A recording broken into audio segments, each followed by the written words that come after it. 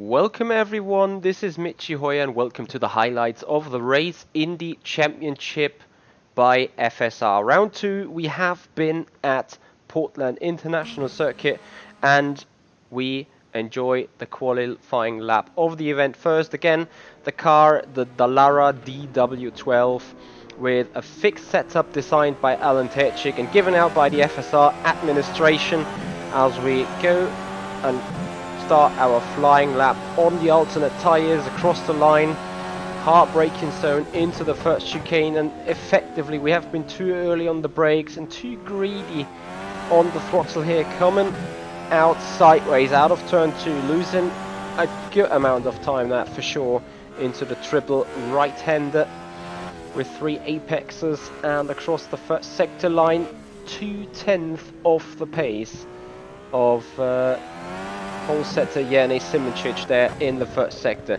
Tricky hairpin turn 8, car wants to step out on you on the power, kissing the curb, maximizing everything we got on the track, and eventually we actually gained 40 thousandths of a second on Jene in second sector. So final sector is going to be the decider, looking good and quick through turn 9 and 10.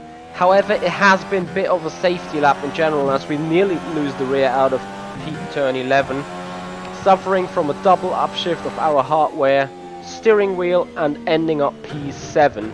Without that, a P5 would have been possible as we look on the qualifying result here. But anyway, we're going into the first race, starting P7, and we have decided to pick the alternate tire. So let's have a look how the sprint race went. As we're sitting here in formation lap, the grid is tight and close to each other, as you can see right here. Starting zone on the start finish line has been pretty short, so there was not much time for the leader, or not much room for the leader, but eventually Jene went pretty late, and we almost entirely slept on the start, losing immediately a position to Petar Brejak. Happily couldn't get that back on the approach into turn 2, and then we went behind Dennis Jordan for the first couple of laps as we hear some crashing happening in the background, but we were not allowed to focus towards the back because with the alternate tires on the car we had to go at the front because people ahead of us, at least partially, have been on the prime tires, which has been pretty slow. As we see Philip Kraus and Dennis Jordan having contact there. Kraus, because of the cold primary tires, having a huge disadvantage there against Dennis Jordan, and we knew exactly we had to get Kraus as quickly as possible, so we tried to maximize everything out of the final turn on the end of lap 1 into the slipstream of Phil Kraus, getting closer and closer and closer, and as we enter turn into lap 2 we go for a lunge because we had to maximize everything we got here. Into P6 we go on the second lap.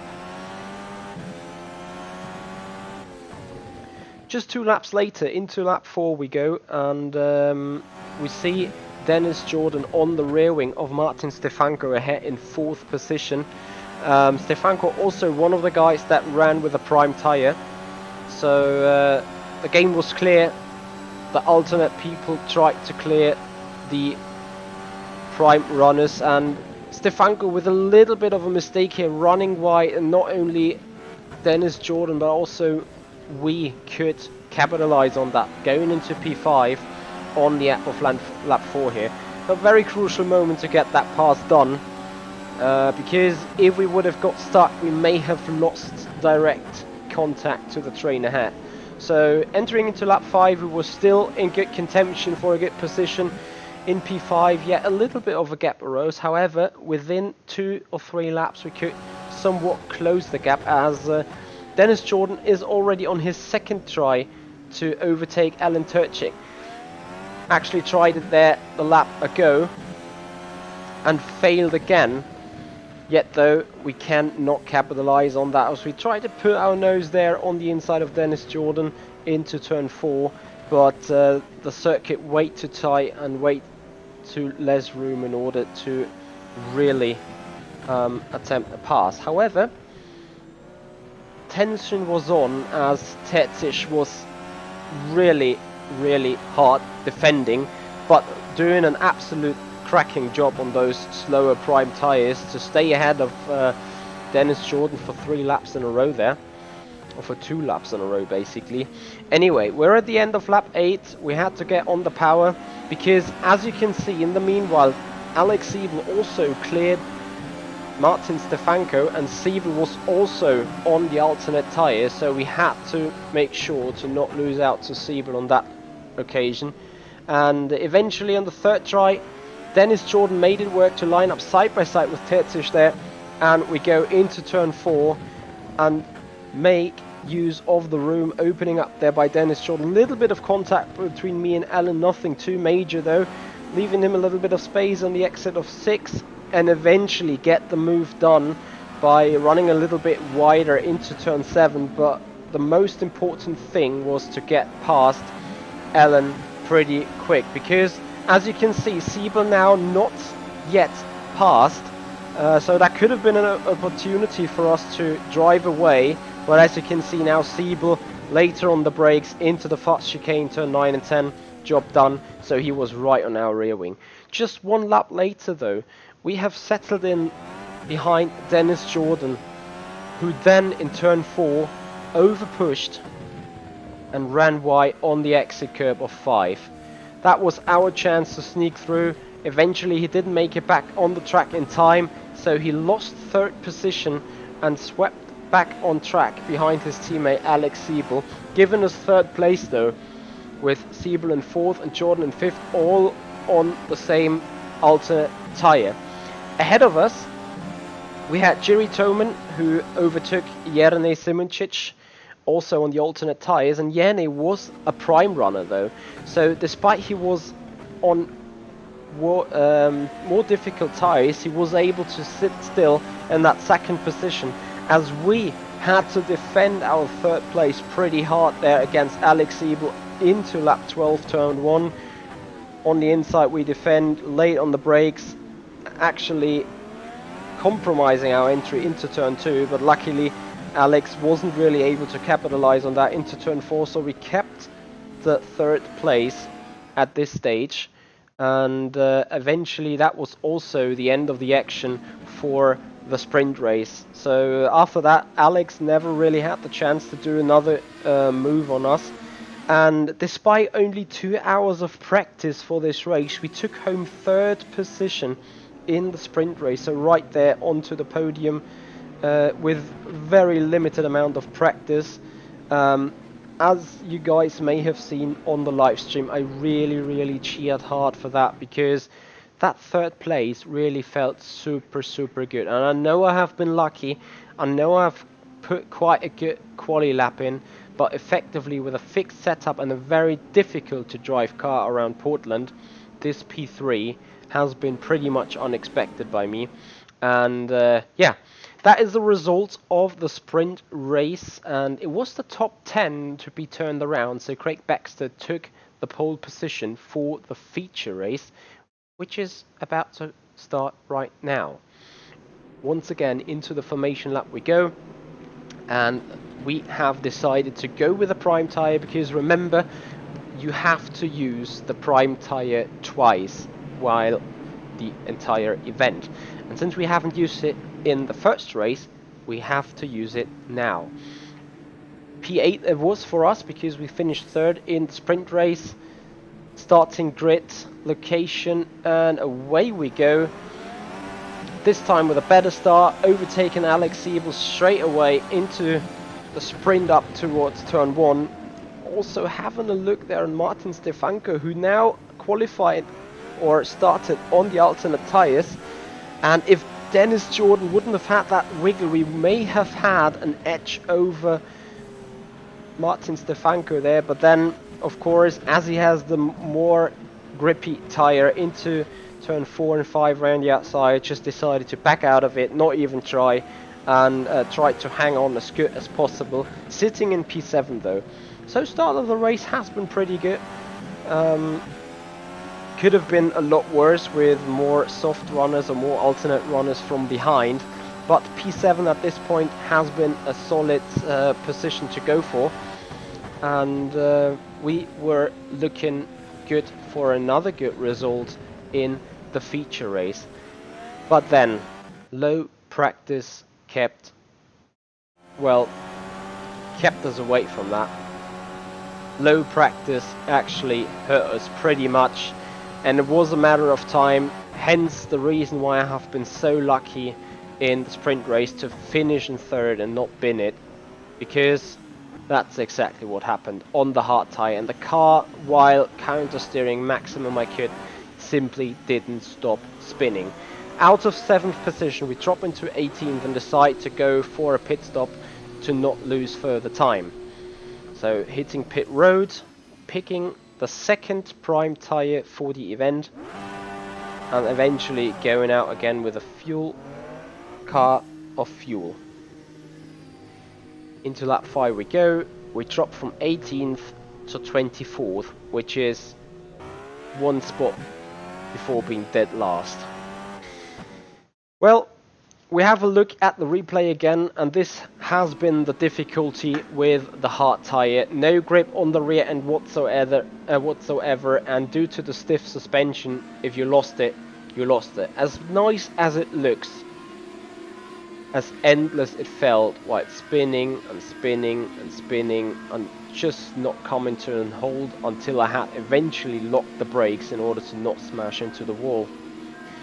So after putting in reverse, we had to box, and that is eventually 8 laps later. So after 8 further laps, we decided to go for another pit stop, switching to a very alternative strategy very early in the race. Due to other pit stops, we gained some places again, so out of 24th we made it up into 11th, but of course, since we were on a different strategy, we had to go to box again. So onto the limiter, 90 kph, and it was the point where we got rid of the primes for the entire event, and we had our 2 runs done. Now it was alternates all to the end. So after leaving our pit box, we dropped again from 11th to P24. However, we have been pretty lucky with that one as well, and pretty spot on, because as you may see in the mirrors, and also as you may see right now on the rear wing, Phil Krause, who got into the lead, was right behind us. At this point actually we got blue flags, and blue flags would have mean to leave space and give way position to the leading group, the top 3 behind of us. So what I basically did is, yes, I ignored the blue flags for just one corner. I just got it shown once and decided to pull the hammer down and try to pull a gap, which eventually worked out for us. So we could keep ahead of the leading group, which has been crucial and absolutely vital for our race strategy to go on. Roughly just 12 laps later, into lap 25 we go, as we have climbed up to 20th position. Alex Siebel, who was right behind us when we spun, just came out of the pits after his second pit stop, taking his second set of primes. A little bit of wheel banging with him here, but eventually we keep the spot in P19. Also has been very crucial for us here. At this stage we were looking still pretty good for a good result, as we have a closer look into the replay of this very tight and close battle there with Alex Siebel. Remember, he comes out of pit road, had very cold tyres, so therefore slipped towards the turn 2 apex, and I at the same time clipped that apex curb, bumping into him. Racing incident, I'd say, yet though nothing really you can do in that tight chicane. Anyway, just a lap later, into lap 26, as you can see, turn 11, Geoffrey Fournier just lost it, giving us a freebie. Into P18 we go, while we tried to hunt down Danny van der Nied ahead of us in P17 now. as we go into lap 27. Lap 30, it was again box for us, as we had to pick more fuel in order to make it to the end, and also pick a fresh set of tires, since we had done 18 laps on those alternate tires, maximizing everything we could do. Back in P11 into pit road, stopping for another splash, and coming out again out of our pit box to go back on track to do the remaining 19 laps. And again we dropped from 11th back to P19.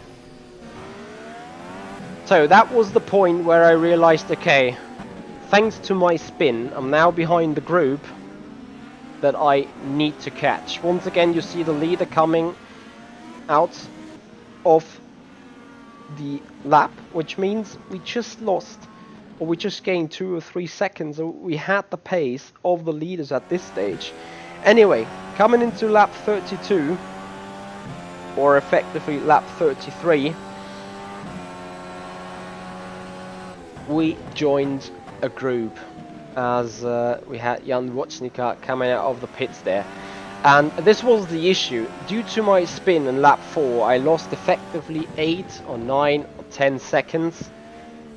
And now I would just need 3 or 4 seconds to be ahead of that group and being without trouble, not losing any further time. Anyway, back in P18, we tried to fight Wojcicka around the outside in turn 7. Really didn't work. And then things got tight. Guys ahead were side by side literally everywhere during the lap, and I didn't feel too bad, to be honest, but at the same time I knew I haven't had the best of confidence into the car, and haven't done a race sim, haven't done practice on overtaking and dirty air and slipstreaming. Anyway, I enjoyed myself coming out onto the main straight, going across the line, and then the guy here turned to the right and I was like, oh nice, I got slipstream. And that was actually my tragedy at the same time, because with that slipstream, not only gaining the overspeed towards even to the end of the braking point, I have been probably as fast as I've never been before, but hitting the brakes, hitting the dirty air, we simply lost it.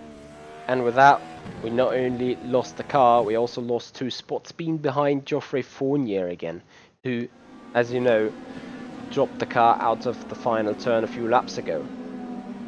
As you can see, I simply lost it way too quick into turn 1, probably also missed the braking point, and then once you're in the spin with a stiff rear end and the soft front end of the anti-roll bars, you simply couldn't do anything. So I was bouncing around the curbs, got lapped by the leader here as well, and I cannot do any finger pointing to anyone else but myself about this one. The second big mistake in lap 33. So after rejoining the track in P20, again we were behind Geoffrey Fournier, overtaking him into P19 once we started lap 34. So once again we were on a hunt, and the car ahead of us ever again was Denny van der Niet, the guy we couldn't overtake before our first pit stop, before our second pit stop already. So I knew the rock will be a pretty hard one to overtake. As we go into lap 37, I struggled a lot trying to overtake van der Niet out of the final turn, which you'll see right here. Every single time I got on the power, I sort of lost the rear and lost the decisive 10th in order to not be able to do an attempt or move, try and move into turn 1 on Denny van der Niet ahead. However, Denny struggled always out of turn 2 and always struggled around turn 4 up to turn 8. So I tried to maximize everything, and what happened? I just once again lost it. The third mistake in the race, rejoining the track in P20, and guess what? Guess whom we rejoined the track behind again? Yes, Geoffrey Fournier. So Geoffrey probably thought, okay, now the Hoyer guy has spun 3 times and gave away the position 3 times. But once again, it just took 2 more laps until we closed up to Geoffrey, who probably also was struggling with damage, but surely his pace hasn't been right up there where his abilities are. Anyway, out of turn 8, I saw a chance rising up as he slightly missed the apex and lost the rear end of the car. But eventually we were in the slipstream, and since we were on a hunt, because I still wanted to maximize everything I could do in that race, I went for a pretty risky move into turn 9, and I have to say, if he doesn't play cards with me here, we both gonna crash. So thank you there, Geoffrey, for sort of leaving the door open. Probably he knew that this would probably be the best thing he could do. Anyway, 10 laps later, guess whom we joined on the rear wing again? Yes, Denny van der Neet. And after his little mistake out of turn 8, I had some small hopes that as we just had 2 laps to go, that I could eventually do something and maybe even go for an overtake. But sadly, things didn't go as planned, and as you can see again, we just were too far away out of the final turn, which was the tragedy of the race there in the end for us, because if we would have been better there, we probably could have had easy or more easy overtaking throughout the race. Also, after 19 laps, the alternate tires were pretty much done, so I decided to just try everything I could do in order to get the place I wanted. Remember, every spot is a point there in the back, so despite being P19, I think we still got 15 points out of that or something, or 12 points. Anyway, you can see in the upcoming chicane that I tried the best that I could do. I maximized everything, even nearly overdoing it, losing it into turn 9 on the dirt here, nearly losing it out of turn 10. But then I had to admit that performance hasn't been good enough for the feature race. Once again, we just had 2 hours of preparation time, and that is not even to defend myself, my bad performance. I have been personally very, very unhappy with the feature race, as I can agree with a limited amount of time of testing to be off the pace by some tenth, which is natural, or maybe natural, as others may have done more. But what I cannot deal with is the fact to just having lost the car 3 times in the race and not being able to just maximize everything I could do on track. So, a good race in the sprints, a bad race in the feature. At the end of the day, I very much disappointed myself there. And as you can see, with all those spins, we effectively lost roughly 15-16 seconds, maybe even 20 seconds, and you can see that we would be where Alex Siebel was or David Mojic was, so roughly 10 spots ahead, which means 10 points. And that is still a little bit of disappointment right today. As we go into the standings, despite the bad performance, we climb up from 10th to 8th, 59 points. Remember, we could have had 69. Could have been a lot better. But anyway, we're making up ground right behind Peter Briak, who had issues in the sprint race, not scoring a single point there, which was important for the Constructor Championships. As you can see right there, Williams Esports lost the entire lead and is now just 1 point ahead of Evo. And, well, we're 16 points behind. Could have been 6 points behind. It's a long story, that is. But I hope we will never have to play the story again, and next time we're looking for good racing, guys. Thank you so much for watching. Thank you so much for enjoying the video, and if you do enjoy the highlight videos we do, please make sure that you leave a like on the video. Thank you very much.